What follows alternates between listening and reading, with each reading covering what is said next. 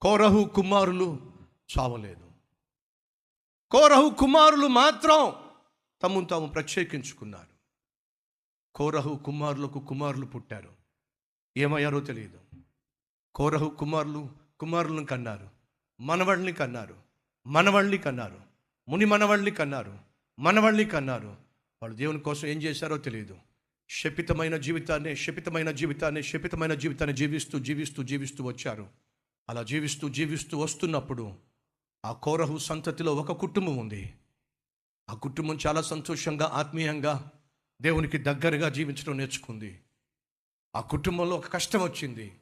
ఎంత ఆత్మీయంగా ఉన్నా, ఎంత దేవునికి దగ్గరగా ఉన్నా ఆ కష్టం తీరకుండా ఉంది. అవమానంతో, నిందలతో ఆ కుటుంబం వెళుతుంది. ఆ కుటుంబంలో ఉన్న తీరని సమస్య అంటే ఏడో తెలుసా? ఆ ఇద్దరు ఆత్మీయులకు పిల్లలు లేరు.